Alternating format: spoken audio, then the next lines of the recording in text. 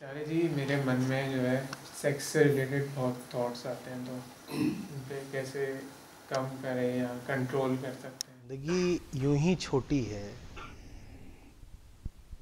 उसमें किसी ऐसे काम के लिए तुम समय कहाँ से निकाल रहे हो जो तुमको पता है कि थोड़ी देर की उत्तेजना के अलावा तुम्हें कुछ नहीं देगा।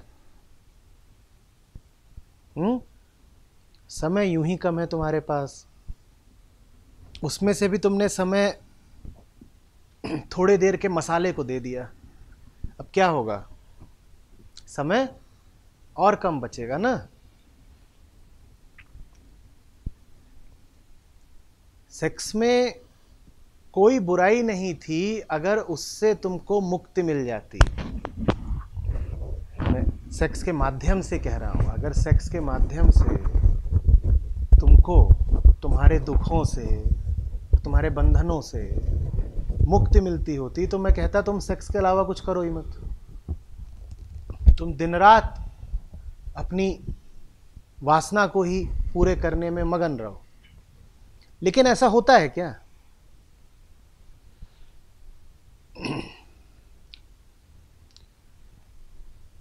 अरे सब यहां वयस्क बैठे हैं, प्रौढ़ हैं, चढ़ी उम्र के लोग हैं, सब अनुभवी हैं। कुछ बोलिए। ऐसा होता है कि तुम जो यौन कृत्य होता है उसमें 50 बार संलग्न हो जाओ, कि 500 बार, कि 5000 बार? ऐसा होता है कि अब अंत आ गया, अब इसके बाद किसी उत्तेजना की कोई आवश्यकता नहीं, पार पहुंच गए? ऐसा होता है? या ऐसा होता है कि जो अधूरापन पहली बार था, जो अधूरापन 20वीं बार था, जो अधूरापन 200वीं बार था, वही अधूरापन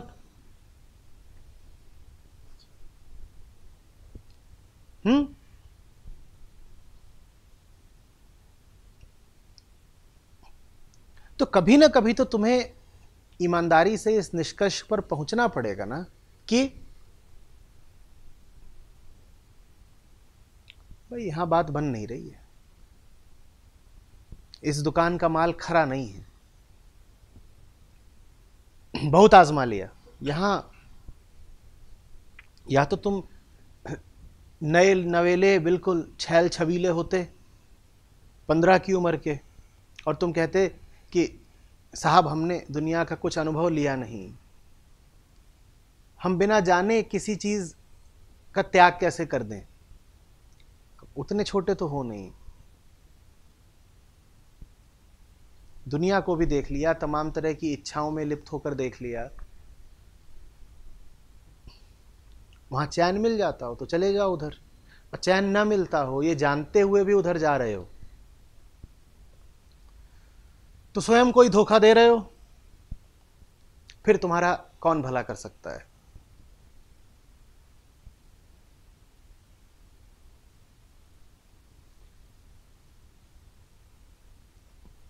सही काम करने के लिए भी जीवन बहुत छोटा है, तो व्यर्थ काम करने के लिए तुमने हम समय कहां से निकाला? चोरी करी ना। जो समय जाना चाहिए था किसी सार्थक दिशा में, उसको तुमने लगा दिया वासना की सेवा में। चोरी करी कि नहीं करी? तो जो लोग इस तरह के उपद्रवों से परेशान हो कि वासना सताती है, गुस्सा सताता है, लालच या कुछ भी, कोई नशा सताता है, उनके लिए समाधान सिर्फ एक है। अपने जीवन को, अपने समय को, अपनी ऊर्जा को, अपने दोनों हाथों को, अपने सारे संसाधनों को पूरे तरीके से झोंक दो किसी सच्चे उद्यम में। उसके अलावा कोई तरीका नहीं।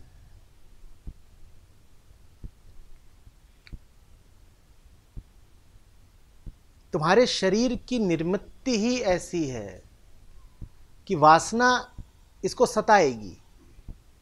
वासना के बीज इसी में मौजूद हैं।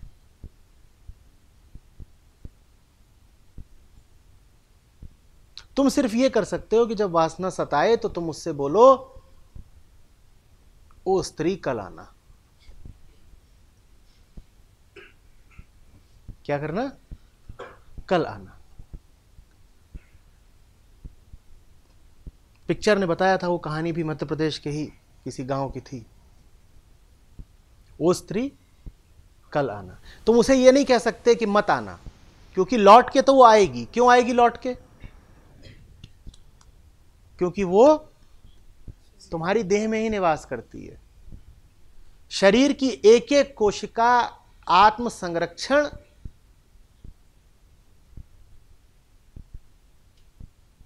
के लिए तत्पर है।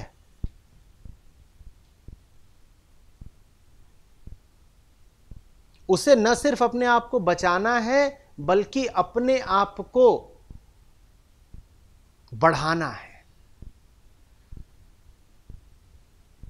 संरक्षण ही नहीं करना है, संवर्धन भी करना है। एक कोशिका कहती है मैं कई गुनी हो जाऊं। यही तो वासना है, और क्या है? जब वासना आए तुम कहो मैं अभी व्यस्त हूं, ओ वासना कल आना। और कहां व्यस्त हो तुम? तुम किसी महत् प्रयोजन में समर्पित हो। तुम कोई ऊंचा काम कर रहे हो, तुम कोई मीठा काम कर रहे हो,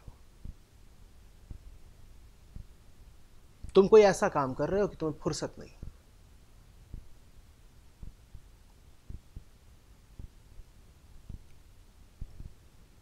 किसी भी तरह के आवेग का झोंका आया, तुमने अनुभव किया, लेकिन तुमने उससे कहा थोड़ी देर बाद, अभी हम कुछ ऐसा कर रहे हैं जो छोड़ा नहीं जा सकता, बेशकीमती है। देखो माफ करना, अभी हम मंदिर में हैं, पूजा से उठ नहीं पाएंगे। देखो माफ करना, अभी हम किसी ऊंचे भवन का निर्माण कर रहे हैं, काम से उठ नहीं पाएंगे, थोड़ी देर में आना ना। और तुम कहोगे थोड़ी देर में आना, वो थोड़ी देर में लौट कर आएगी। जब वो लौट कर आए, तुम्हें पुनः व्यस्त पाए, और तुम उससे फिर कहो वो स्त्री कल आना। और कोई तरीका नहीं।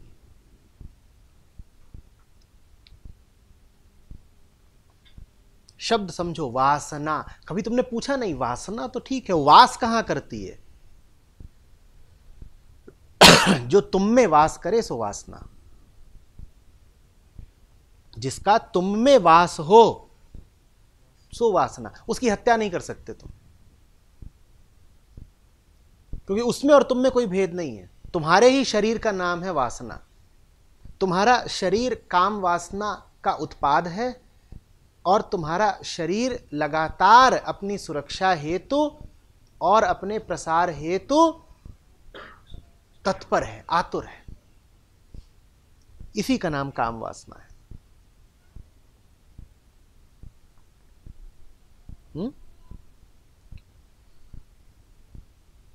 शरीर की अपनी कुछ मांगे हैं, शरीर के अपने ढर्रे हैं, शरीर के अपने इरादे हैं। तुम शरीर से जरा भिन्न हो अजितेश। तुम्हारा इरादा कुछ और है, शरीर का इरादा कुछ और है।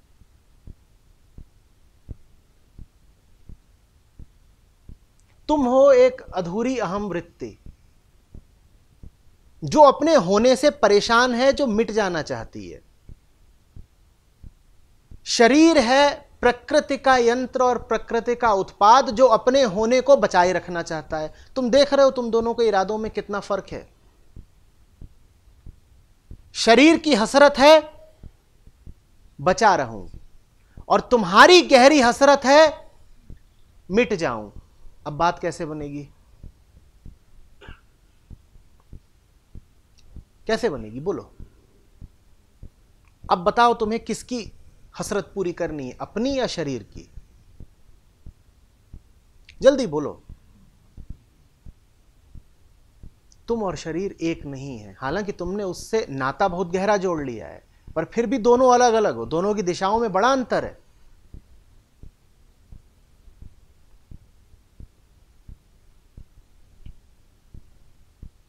और जो बात मैं कह रहा हूं वो समझने के लिए बहुत गहरा अध्यात्म नहीं चाहिए।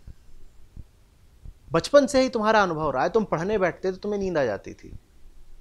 देख नहीं रहे हो अंतर। निश्चित रूप से शरीर अपनी ही चलाता है। कोई है तुम्हारे भीतर जो कह रहा है पढ़ाई करो, और शरीर कह रहा है मुझे तो सोना है।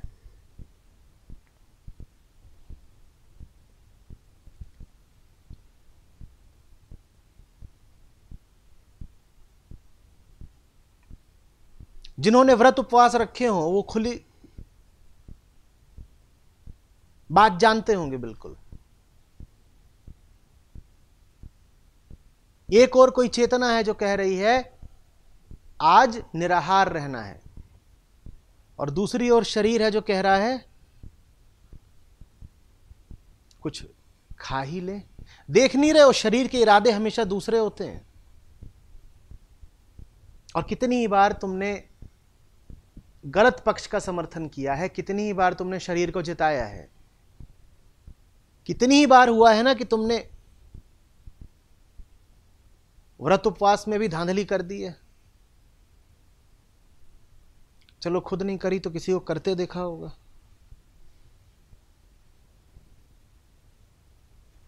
कि गए एक लड्डू, थोड़ा सा पानी, शरीर 70% जल ही तो है, थोड़ा सा पी लिया तो अधर्म थोड़ा ही हो गया।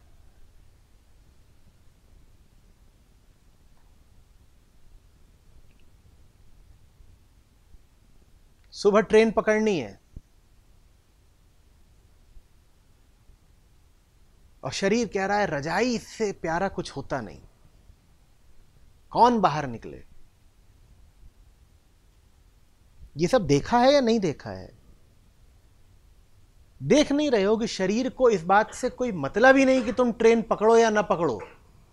उसको मतलब बस एक बात से है, आराम मिलना चाहिए।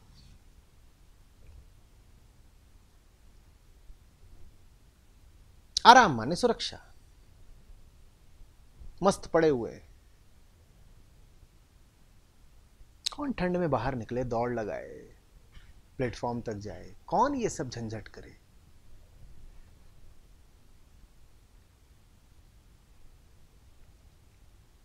इसको आराम दे दो, इसको रोटी दे दो।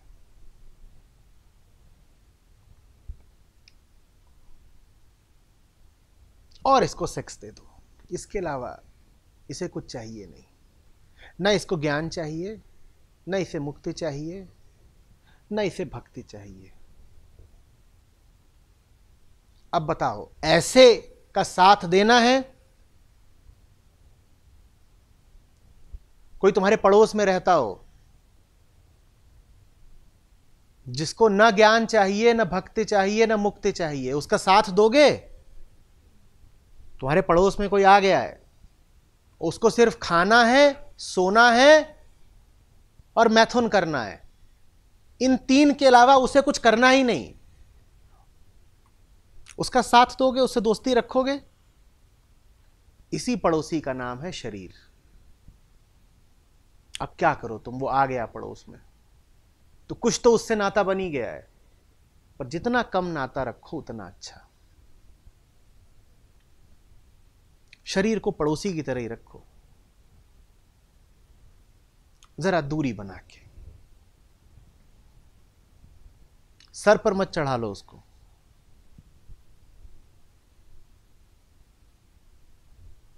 अब तुम कुछ काम कर रहे हो, ये पड़ोसी आ गया, घंटी मार रहा है, घुसना चाहता है, क्या जवाब देना है? ओ पड़ोसी कल आना, ओ पड़ोसी कल आना। और वो कल फिर आएगा, क्योंकि बसा तो वो पड़ोस में ही है। मानव जन्म लिया है तुमने, तो ये दुर्भाग्य है तुम्हारा कि शरीर हमेशा अगल बगल ही रहेगा, पर उसे पड़ोसी ही रहने देना। उसे घर का सदस्य मत बना लेना।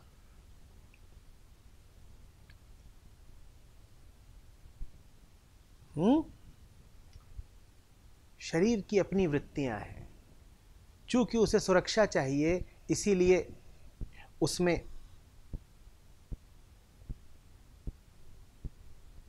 मालकियत की बड़ी मांग रहती है। ये जो तुम में ईर्ष्या आदि उठते हैं, इनको भी मानसिक मत समझ लेना, ये भी करतूतें शरीर की ही हैं। जिसको तुम मन कहते हो वो भी शरीर से अलग नहीं है।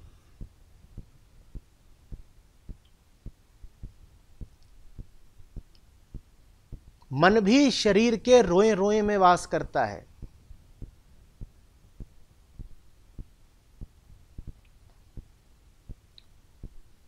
भ्रम, तुलना, हिंसा, ये सब किसी बच्चे को सीखने नहीं पड़ते, ये उसके शरीर में ही निहित होते हैं।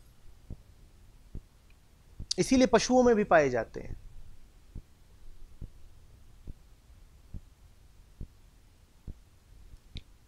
तुम्हारा मस्तिष्क ही नहीं, तुम्हारे सर के बाल भी ईर्ष्या में पगे हुए हैं।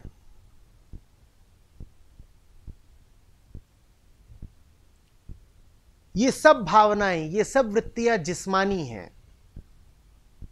इन सबको यही कहना है, ओ ईर्ष्या कल आना, ओ मोह, ओ क्रोध,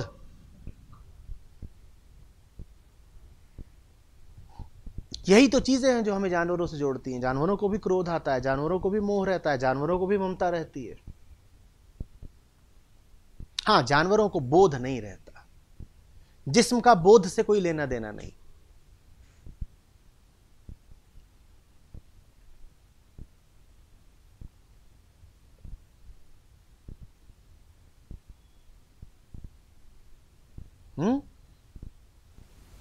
रोज शरीर लेकिन जीते ही जा रहा।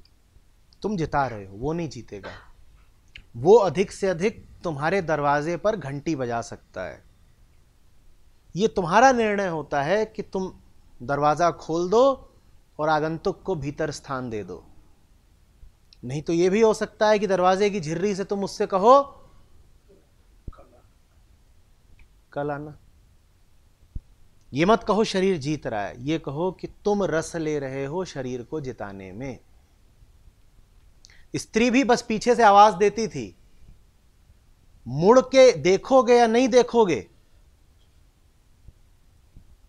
ये तुम तय करते थे।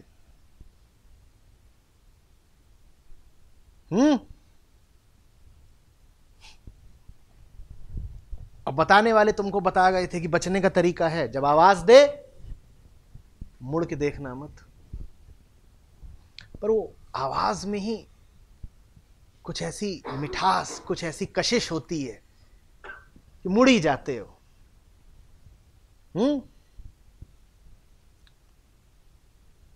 और उसके बाद न जाने कहां नंग धड़ंग कैद में पड़े हुए हो। याद है ना कहानी? आवाज आई नहीं कि मुड़ के देख लिया तुरंत। ये नहीं कि अपना काम करो। अब एक बात बताओ,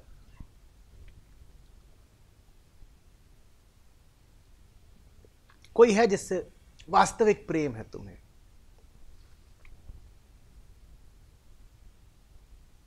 और उसकी तरफ चले जा रहे हो तुम, दौड़े जा रहे हो तुम, और पीछे से तभी तुम्हें आवाज आती है, अजितेश। मुड़ के देखोगे क्या? यही तुम्हें तब से समझा रहा हूं।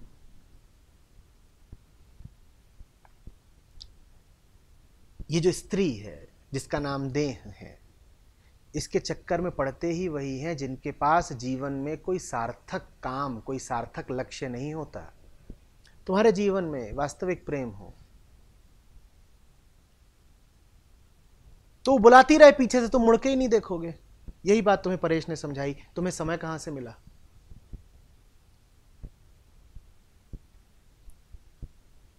तुम लगे हुए हो किसी सार्थक उद्यम में, वो देती रहेगी पीछे से आवाज, तुम्हें सुनाई ही नहीं पड़ेगी। तुम्हें पता है तुम्हें किस दिशा जाना है, तुम मुड़ के ही नहीं देखोगे। मुड़ के वही देखते हैं जो यूं ही टहल रहे होते हैं, जो पेड़ से टूटे हुए पत्ते होते हैं, जिनका न ठौर न ठिकाना, जो कहीं के नहीं है, जिनको हवा जिधर को ले जाए बस ले ही जाए, वो मुड़ के देख लेंगे। कोई भी कीमती काम सोच लो, चलो चाहे यही सोच लो कि कोई प्रियजन अस्पताल में भर्ती है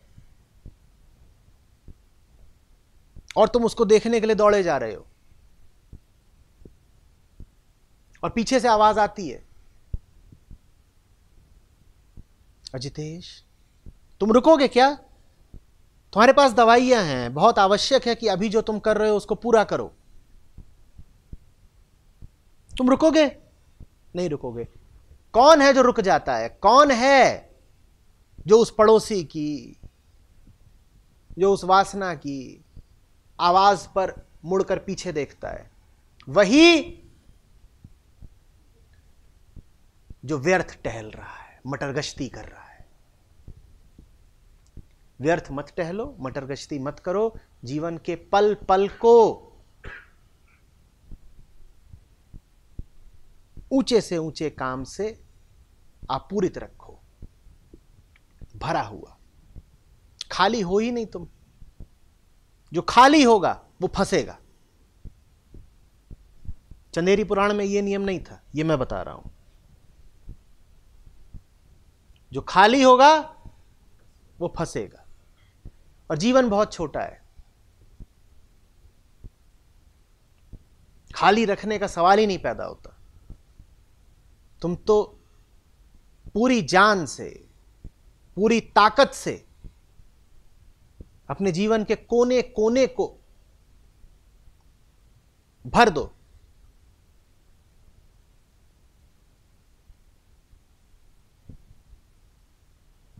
सच्चाई के नाम से, सुधार के नाम से, राम के काम से, जो भी तुम्हें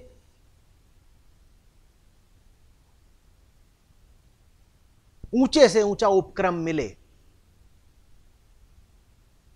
उसके सामने बिक जाओ, उसी के हो जाओ। क्योंकि अगर उसके नहीं होगे तो किसके हो जाओगे? कोई ना कोई तो तुम्हें खींच ले ही जाएगा।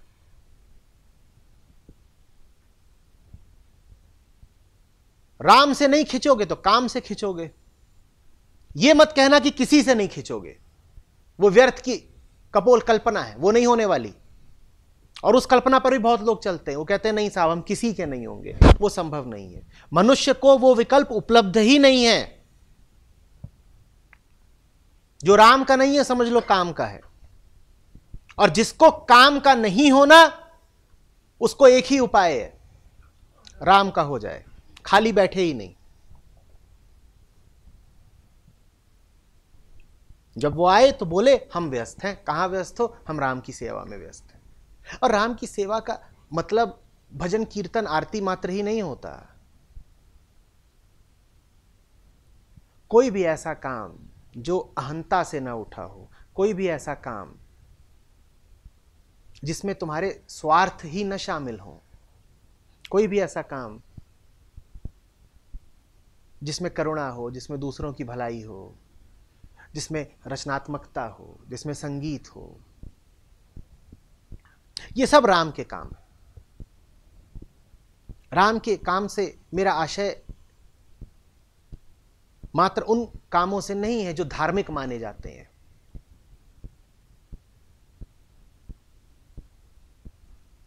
गणितज्ञ हो तुम और गणित में गहरे बैठ जाते हो, यह राम का ही काम है। कलाकार हो तुम और सुंदर कलाकृति बनाते हो या संगीत रचते हो, यह राम का ही काम है।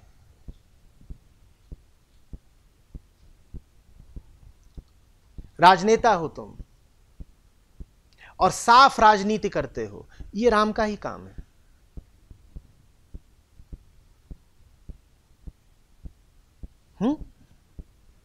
खिलाड़ी हो तुम,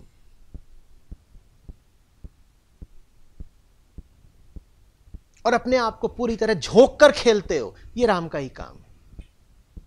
और झोंक कर अपने आप को खेल रहे हो, कहां फुर्सत होगी तुम्हें फिर कि इधर उधर की व्यर्थताओं में लिप्त हो जाओ।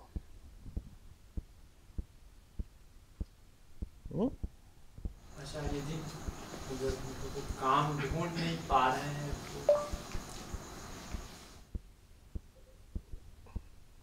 तो बेटा वो काम कभी दूर का नहीं होता।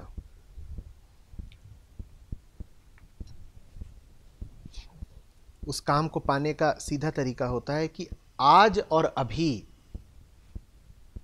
तुम्हारे सामने तुलनात्मक रूप से, अपेक्षतया जो भी ऊंचे से ऊंचा लक्ष्य उपलब्ध हो उसको पकड़ लो।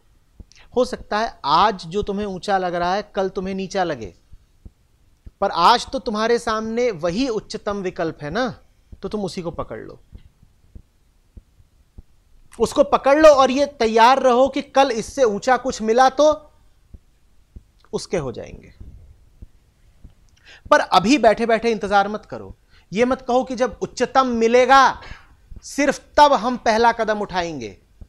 अगर इंतजार करोगे तो ये इंतजारी जीवन भर की हो जाएगी। भाई अभी तुम अपने सामने मान लो 5 विकल्प देखते हो कि मेरे पास करने के लिए, जीने के लिए 5 रास्ते हैं। इन 5 रास्तों में तुलनात्मक रूप से जो एक रास्ता तुम्हें शुद्धतम और उच्चतम लगे उस पर चल दो। उसको सीढ़ी का एक पायदान मानना, उस पर कदम रखोगे तो अगला कदम रखने की हैसियत और दृष्टि मिल जाएगी। और ऐसे ही और ऐसे ही और ऐसे ही और ऐसे ही तुम सीढ़ी पर चढ़ते चले जाओगे। पर यह कहो सीधे कि मुझे तो उछल के आसमान चूम लेना है, तो वो कभी होने नहीं वाला। यहां तो कदम दर कदम ही यात्रा होनी है, सोपान दर सोपान ही चढ़ाई होनी है।